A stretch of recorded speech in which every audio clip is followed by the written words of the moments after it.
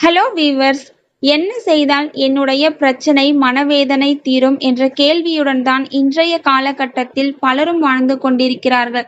திக்கற்றவர்களுக்கு தெய்வம்தான் துணை என்பார்கள். அதுபோல் தெய்வத்திடம் சரியான நாளில் சரியான முறையில் முறையிட்டால் எப்படிப்பட்ட தீர்க்க முடியாத பிரச்சனையும் கஷ்டமும் தீரும். இது பலருடைய வாழ்வில் அனுபவ ரீதியாக கண்ட உண்மை. அப்படி பண கஷ்டம் மன கஷ்டத்தில் இருப்பவர்கள் என்ன செய்தால் பிரச்சனை தீரும் என்ற பரிகாரத்தை தெரிந்து கொள்ளலாம். பண கஷ்டம் மன கஷ்டம் இல்லாதவர்களே இல்லை என்று சொல்லலாம். எவ்வளவு பாடுபட்டாலும் பொருளாதார நிலையில் முன்னேற்றமே இல்லை என்கிறவர்கள் ஒரு பக்கம் இருக்கிறார்கள். நன்றாக சம்பாதித்து கை நிறைய பணம் வந்தாலும் அடுத்த நிமிடம் எங்கு போகிறது என்றே தெரியவில்லை. கையில் பணம் தங்கவே மாட்டேங்குது. பணத்தை கொஞ்சம் கூட சேமிக்கவே முடியவில்லை.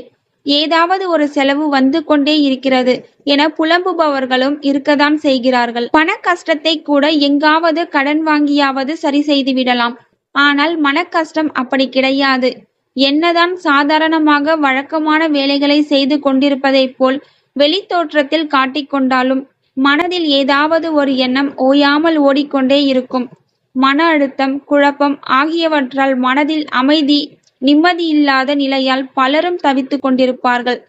இப்படி பண கஷ்டம் மற்றும் மன கஷ்டத்தால் பாதிக்கப்பட்டு இருப்பவர்கள் சனிக்கிழமையில் இந்த ஒரே ஒரு எளிய பரிகாரத்தை தொடர்ந்து செய்து வந்தாலே மனக்குறைகள் அனைத்தும் தீரும். வீட்டிற்கு அருகில் ஏதாவது ஒரு பெருமாள் கோவில் இருந்தால் அங்கு சனிக்கிழமையில் செல்லுங்கள். கோவிலுக்கு செல்லும் பொழுது ஒரு அடிக்கு துளசி வாங்கிக் கொள்ளுங்கள். அதை கையில் வைக்காமல் உங்களின் கைகளில் வைத்துக்கொண்டு பெருமாள் கோவிலில் இருக்கும் கொடிக்கம்பத்திற்கு முன்பு சென்று நில்லுங்கள். கண்களை மூடிக்கொண்டு உங்களின் மனதில் அந்த கோவிலின் கருவறையில் இருக்கும் பெருமாளை நினைத்து கொண்டு, என்னுடைய பண கஷ்டம் மன கஷ்டம் விரைவில் தீர அருள் செய் பெருமாளே என மனதார வேண்டிக் கொள்ளுங்கள். பின்பு ஓம் நமோ என சொல்லி அந்த கோவிலில் உள்ள பெருமாளின் பெயர் எதுவோ அதை சொல்லி நமக என 18 முறை அந்த மந்திரத்தை சொல்லுங்கள். அதற்கு பிறகு நேராக கோவிலுக்குள் சென்று நீங்கள் கையில் வைத்திருக்கும் துளசியை பெருமாளுக்கு சாத்தும்படி கொடுங்கள்.